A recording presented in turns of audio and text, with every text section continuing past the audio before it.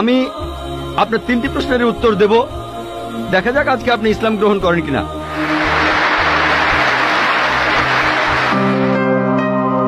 Good evening sir, আমি পেশায় একজন শিক্ষিকা। এছাড়াও আমি ইসলাম ও অন্যান্য ধর্ম নিয়ে রিসার্চ করি। আপনার নামটা কি জানতে পারি? আমি নীলিমা। আপনার লেকচারের জন্য অসংখ্য ধন্যবাদ। তবে আমি কিছু ব্যাপারে একটু জানতে চাই। যেমন আপনি ভবিষ্যৎ পুরাণের কথা বললেন, 3য় খণ্ডের 3য় অধ্যায় 5 থেকে 8 নম্বর শ্লোক। আমি আপনাকে আরেকটা ব্যাপার জানিয়ে রাখি যে হয়তো আপনিও এটা জানেন। ধরেন ঈশ্বর যে নবীকে পৃথিবীতে পাঠান, সেই নবী তার উদ্দেশ্যে বলা ভবিষ্যৎবাণীগুলো পূরণ করবেন। যদি সেই নবী অর্ধেক বা তার কম ভবিষ্যৎবাণী পূরণ করেন, তাহলে তাকে নবী বলা যাবে না। এটা একটা সাধারণ যুক্তির ব্যাপার। এবারে ভবিষ্য পুরাণার কথা বলি।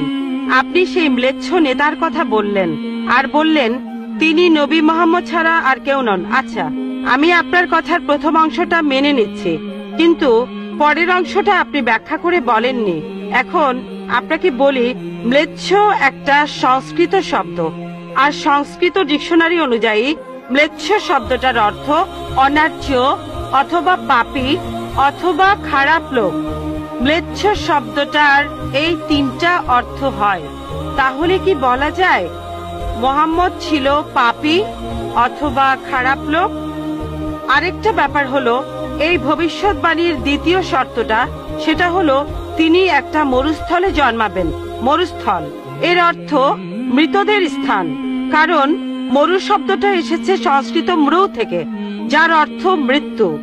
তাই এখানে অবশ্যই আরবের মরুভূমির কথা বলা হচ্ছে না, কারণ সেটা ছিল অনুর্বর ভূমি আর যুদ্ধক্ষেত্র। এরপরে আমি 3 নম্বর পয়েন্টে আসছি। এই ভবিষ্যৎবাণীতে বলা হয়েছে যে এই ম্লেচ্ছ নেতা তিনি গোসল করেন পঞ্চগাভিয়া আর গঙ্গা নদীতে।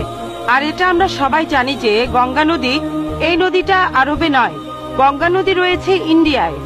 এটা পৃথিবীর সবাই জানে। এবার পঞ্চগাভিয়ায় গোসল করা সম্পর্কে বলি। পঞ্চগাভিয়া মানে গরু থেকে উৎপন্ন 5টা উপাদান। এই উপাদানগুলো হলো দুধ, দই, ঘি, প্রস্রাব, গোবর। এখন ভবিষ্যৎবাণীটাকে সত্যি হতে গেলে এই কথাটাও তাহলে সত্যি হতে হবে।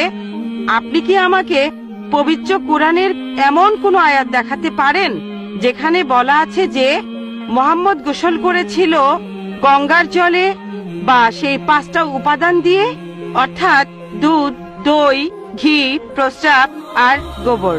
তাহলে আজকে ইসলাম গ্রহণ করব। Thank you sir. বোন, আপনি ঠিক